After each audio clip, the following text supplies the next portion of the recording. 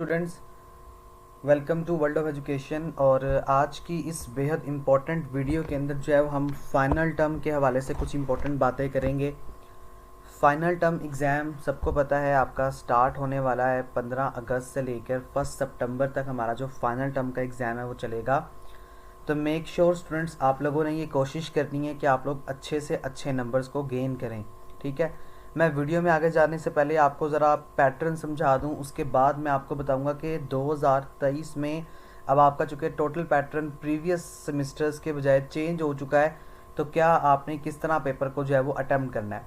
तो सबसे पहले आप चेकआउट करें यहाँ पे, तो ये आपके पास पेपर पैटर्न है।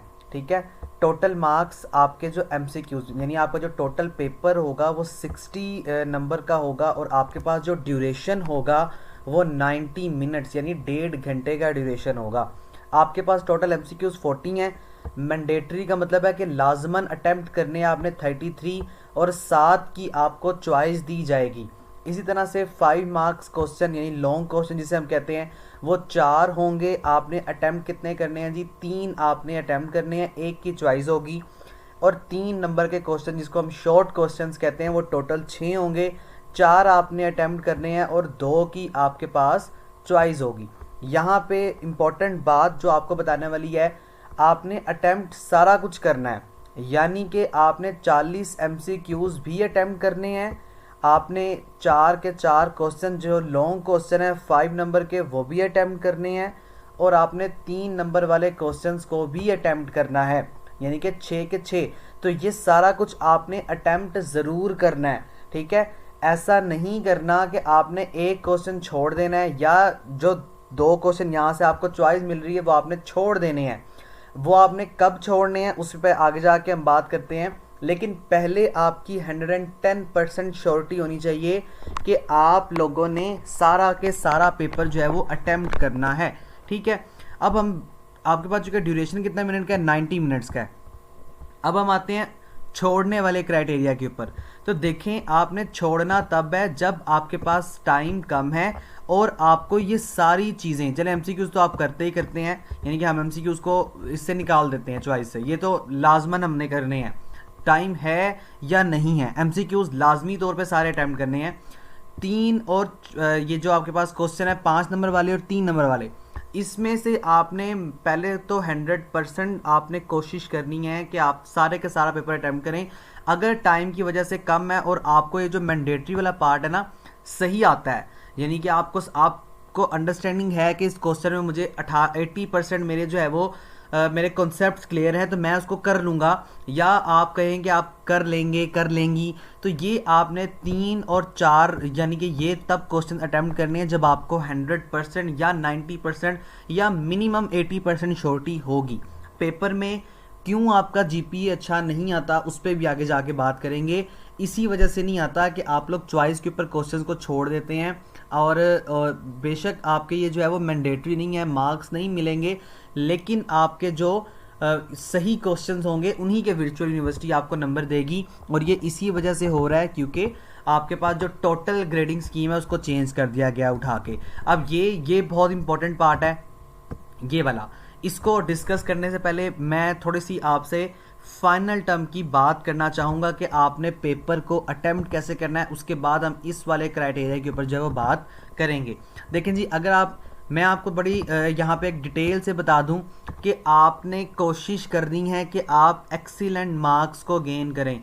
अगर आप लोग ये सोच के जा रहे हैं ना पेपर में कि हमने सिर्फ 20% रूल के मुताबिक नंबर लेने हैं, तो यार खुदारा ऐसा ना करें, प्लीज़ डोंट लिसन। अब मैं यहाँ पे उस बंदे का नाम नहीं लूँगा जो मेरे साथ मेरे अपने स्टूडेंट्स मेरे अपने ग्रुप्स में वीडियोस को शेयर कर रहे हैं कि सर ये देखें ये क्या कह रहे हैं, क्या ये ठीक है। तो मेरा ये वीडियो बनाने का मकसद भी ये है कि खुदारा उन लोगों को छोड़ दें जो 20% रूल की बात करते हैं, जो 20% नंबर की बात करते हैं, और जो ये कहते हैं कि वर्चुअल यूनिवर्सिटी फेल नहीं करती है। मेरा दिल तो चाह रहा है कि मैं उनका चैनल और उनका नाम लूँ, लेकिन मैं यहाँ पर उनका नाम नहीं लूँगा। आप लोग कोशिश करें कि गेन करें एक्सीलेंट मार्क्स। आप लोगों को मैंने पहले भी शायद एक वीडियो में मिड टर्म के बाद एक वीडियो में मैंने कहा था कि आप लोगों ने अपने सर से अपने एग्ज़ाम को नहीं उतारना। ये आप तब करेंगे जब आपको ये फील हो कि हाँ भाई मेरे पास जॉब है, यानी कि मैं कोई गवर्नमेंट का मुलाजिम हूँ या मेरे पास एक अच्छी जॉब है, मेरे पास हुनर है, मैं सिर्फ अपनी एजुकेशन को इंक्रीज़ करने के लिए काम कर रहा हूँ। तो आप लोगों ने एक्सीलेंट नंबर्स की तरफ जाना है। आप लोग ये मत सोचें कि हमने सिर्फ 20% नंबर लेने हैं। रीड करें हैंडआउट्स, स्पेशली 19 से लेकर 22।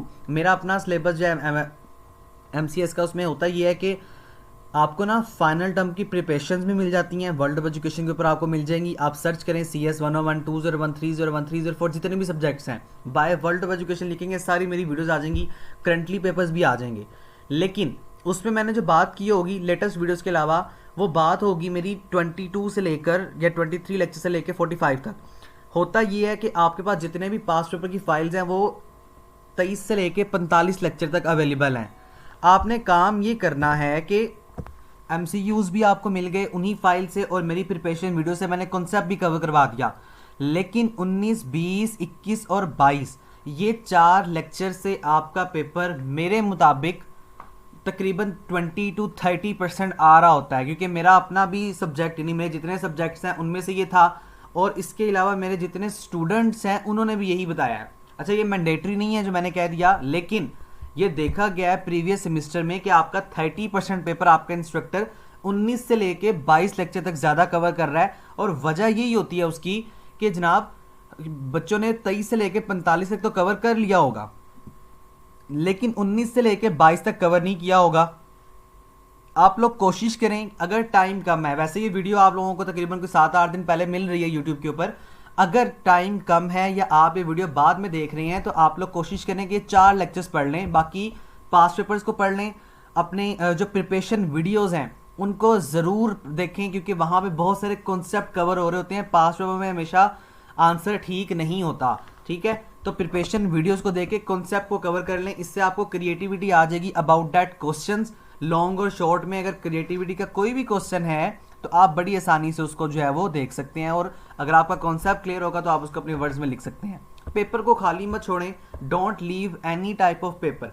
अगर आपको नहीं आता, टाइम है, मैंने आपको पहले भी शुरू में बात की थी कि ये सारा पेपर आपने अटेम्प्ट करना है, और अगर टाइम नहीं है तो आप लोग चॉइस यानी मैंडेटरी पार्ट को ज़्यादा प्रेफर करेंगे। लेकिन अगर टाइम है और आपको थोड़े बहुत कॉन्सेप्ट सबके आते हैं तो आप लोग कोशिश करें कि 2-2, 4-4 लाइन्स, 5-5 लाइन्स लॉन्ग में, और 1.5 से 3 लाइन, तो ये 2.5 से 3 लाइन सॉरी जो है वो आप शॉर्ट के अंदर ज़रूर लिख कर आए। पेपर को खाली नहीं छोड़ना, करंटली पेपर्स को ज़रूर देखना है। जिस तरह आपके क्विज रिपीट हो रहे होते हैं, इसी तरह से आपके जो पेपर्स होते हैं ना उसमें क्वेश्चन हमेशा रिपीट हो रहे होते हैं। अपने कॉन्सेप्ट को ज़रूर कवर करना है यार, ये बात हमेशा अपने दिमाग से अब के बाद निकाल दें। जो बंदा मेरी ये वीडियो देख रहा होगा या इसके आइंदा आने वाले साल देख रहा होगा कि वर्चुअल यूनिवर्सिटी में पास होना आसान है, मेरे मुताबिक पास होना आसान नहीं है। वर्चुअल रिस्ट्रिक्ट करती है, वर्चुअल आप लोगों को आपके अंदर नॉलेज को ट्रांसफ़र करना चाहती है, इसलिए आपके कॉन्सेप्ट्स को बिल्ड करवा रही है।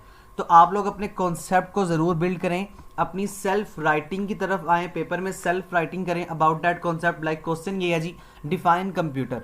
मुझे नहीं पता कि कंप्यूटर क्या होता है, तो मैं क्या करूँगा, मुझे ये तो ज़रूर पता होगा, अगर आपने हैंडआउट्स को पढ़ा हुआ है या प्रिपरेशन वीडियो को सुना हुआ है, आपने ये ज़रूर सुन लिया होगा किसी भी पर्टिकुलर क्वेश्चन के बारे में जो आपको आता होगा। एक कंप्यूटर का माउस होगा, तो मैं बच्चों वाली राइटिंग में लिख दूंगा जी, कंप्यूटर हैज़ माउस। मुझे पता होगा कंप्यूटर के पास कीबोर्ड है जिसको मैं यूज़ करता हूँ, तो मैं ये भी लिख दूंगा कंप्यूटर हैज़ इनपुट या computer has keyboard for enter the data. इसके अलावा क्या है जी, कंप्यूटर के साथ हम प्रिंटर अटैच कर सकते हैं, तो computer also can attach the printer to print pages. ये सारे कॉन्सेप्ट्स, ये देखें, हालांकि ये बच्चों वाली बातें हैं जो मैं आपके साथ कर रहा हूँ यूनिवर्सिटी लेवल के ऊपर, लेकिन this is the self writing. Something is better than nothing. कुछ ना होने से बहुत बेहतर है लिख कर आए, कंफ्यूज नहीं होना। तकरीबन जो पहले सेमेस्टर के बच्चे हैं 90% बच्चे कंफ्यूज हो जाते हैं जाके कि पेपर में जो फाइनल पेपर है इसकी वेटेज ज़्यादा है तो क्या होगा। डोंट बी कंफ्यूज, और पेपर जितना आता है उतना अच्छी तरह अटेम्प्ट करें, अपने आप को प्रिपेयर करके जाएं। उन लोगों की बातों में आना छोड़ दें, बाद में उन्होंने कहना जी हमने तो कहा ही नहीं था, या वीडियो डिलीट कर दी, हमारी वीडियो कहाँ पर है, या आप उनको ब्लेम ही नहीं कर सकते हैं। सीधी बात है, मैं ये वीडियो बना रहा हूँ तो मुझे पता है, क्योंकि मैं हिमसेल्फ एक स्टूडेंट हूँ। अगर कोई बंदा स्टूडेंट है और सही पढ़ने वाला स्टूडेंट है तो उसको पता है भी वर्चुअल में अच्छे नंबर कैसे लिए जाते हैं। और आप लोगों ने, चूंकि आप लोग पढ़ क्यों रहे हैं, या मैं क्यों अपनी हायर एजुकेशन को ज़्यादा कर रहा हूँ कि मुझे अच्छी जॉब चाहिए, तो मुझे अपनी जॉब में प्रमोशंस चाहिए, मेरी एजुकेशन इंक्रीज होनी चाहिए, तो आपके पास उतना नॉलेज भी होना चाहिए। 3-3 इंटरव्यूज आप लोग दे के जा रहे होते हैं, तो अपने नॉलेज को बिल्ड करें, अपनी यूनिवर्सिटी से अपने पेपर्स को सर से ना उतारें, और ऐसे लोग जो मशवरा देते हैं भाई तुम लोग पास हो जाओगे, 20% रूल है वही इंप्लीमेंट होगा, तो खुदारा लोगों को गलत गाइड मत करें। मेक श्योर अटेम्प्ट करें पेपर को कंप्लीट, और इसी के साथ साथ आप लोग कोशिश ये करें कि आप लोगों ने हर चीज़ को अच्छी तरह से अंडरस्टैंड करके समझना है। बेशक आप लोग कम पढ़ रहे हैं, लेकिन जितना पढ़ें उतना समझ के पढ़ें, ताकि आप लोगों को आइंदा आने वाली हर जो है वो हर पेपर में आप लोगों को जो है वो, और हर पेपर की कन्फ्यूजन में आप लोगों को समझने में जो है वो आसानी हो सके। इसके अलावा लास्ट में अगर आप लोगों में से फाइनल के बाद बहुत सारे स्टूडेंट्स, मेरे पास एक सॉफ्टवेयर हाउस है जो आप लोगों को जो है वो वर्ल्ड ऑफ एजुकेशन की जानिब से तमाम तर कोर्सेज जो है वो बिल्कुल मुनासिब फीस में करवाएगा। वहाँ से आप काम सीख के कोई भी अच्छी जॉब साथ स्टार्ट कर सकते हैं, अपना काम स्टार्ट कर सकते हैं फ्रीलांसिंग पे। तो अगर आप लोग ये काम सीखना चाहते हैं, प्रॉपर क्लासेस आपको दी जाएंगी, तो आप लोग डिस्क्रिप्शन में नंबर होगा, वहाँ पे आप मुझसे डिटेल्स जो है वो ले लीजिएगा। अब थोड़ा सा हम बात करते हैं, ये वाला हमारा जो पार्ट रह गया था आपकी असेसमेंट स्कीम का। यहाँ पे बहुत सारे स्टूडेंट्स कंफ्यूज हो जाते हैं, मैं आपको बहुत आसान तरीके से समझाने की कोशिश करूँगा। देखो, आप लोगों के कम से कम यानी कि सारी क्विज़ेस, सारे असाइनमेंट्स में अगर अच्छे नंबर हैं, अच्छे नंबर हम किसको कंसिडर करते हैं उसको भी सुन लें।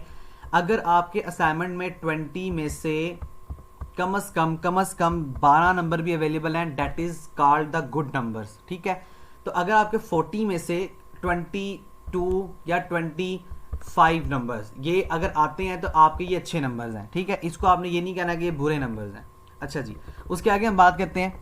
उसके आगे ये है कि जीडीपी वो हमेशा आपके 3.5 मैक्सिमम आ रहे होते हैं मैक्सिमम लोगों के, इसको भी आप अच्छे नंबर कंसिडर कर लें। और क्विज़ेस में आपके अगर 6 नंबर से ज़्यादा हैं या 5 हैं, तो ये भी आपके अच्छे हैं, ठीक है। उसके बाद देखो, मिड टर्म में आपने देखना है कि अगर आपके मिड टर्म में किसी भी सब्जेक्ट के 15 से नंबर कम हैं, तो आपने उस सब्जेक्ट पे ज़्यादा तवज्जो देनी है, उस सब्जेक्ट पे ज़्यादा फोकस करना है आपने, ठीक है। तो ये एक सिंपल फार्मूला है। आपका ग्रेडिंग स्कीम या आपका फार्मूला कैसे कैलकुलेट करा है उस पर ना मुझे बात करने की ज़रूरत है, ना आपको उस पर सोचने की ज़रूरत है। सिंपल आपको बात बता रहा हूँ कि अगर आपके 15 नंबर से कम है आपके मिड टर्म में, तो आपने उस सब्जेक्ट को ज़्यादा फोकस में लाना है, उस सब्जेक्ट पे ज़्यादा हार्डवर्क करना है। फाइनल टर्म में आपने कितने नंबर लेने हैं, सिंपल बात है। जो बात लोग कर रहे हैं या जो बात लोगों को, स्टूडेंट्स को घुमा रहे हैं, आपका 60 नंबर का पेपर होगा, 60 में से आपने कितने नंबर जो है कम से कम गेट करने हैं, तो आपने 60 में से कम 30 नंबर जो है वो गेट करने हैं। बड़ी सीधी बात है, और ये 50% आपके नंबर बनते हैं, ठीक है। यानी कि आपने कम से कम ये अपने माइंड को सेट करके जाना है कि मुझे 30 नंबर जो है वो रिक्वायर्ड हैं पास होने के लिए। कोई 20 नंबर, कोई 12 नंबर, कोई 10 नंबर, ये इसका कोई सिस्टम नहीं है। कम से कम 60 में से आपके 30 नंबर होना ज़रूरी है, क्योंकि आपने पास नहीं होना, आपने अच्छा CGPA गेन करना है। तो अगर आपके 30 नंबर भी आते हैं, तब भी आप C ग्रेड तक जो है वो जाएंगे, इससे ऊपर नहीं जाएंगे आप। तो इसीलिए कह रहा हूँ कि मिनिमम 30 है, ऊपर अगर आप 40 प्लस ले लेते हैं, तो that is the well and good, और आप B ग्रेड में फॉल करना स्टार्ट कर देंगे। और अगर आप 45 से ऊपर लेते हैं, तो आप जो है वो सिंपल A ग्रेड के अंदर जो है वो चले जाएंगे। तो ये वो टेक्निक्स हैं जिन पे आपको वर्किंग करनी है। कम से कम 30 नंबर लेने हैं हर हाल में। आपने अपने सब्जेक्ट को इम्प्रूव करना है, आपने अपने कॉन्सेप्ट को बिल्ड करना है। तो ये एक छोटी सी वीडियो थी जिसके अंदर मैंने आपके सारे कॉन्सेप्ट जो है वो कवर कर दिए हैं अबाउट द फाइनल टर्म। मैं उम्मीद करूंगा आपको ये तमाम तर कॉन्सेप्ट समझ आ गए होंगे। Please subscribe world of education for the final term currently papers.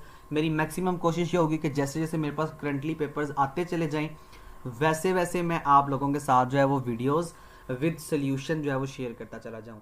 Thank you so much. अल्लाह हाफिज़।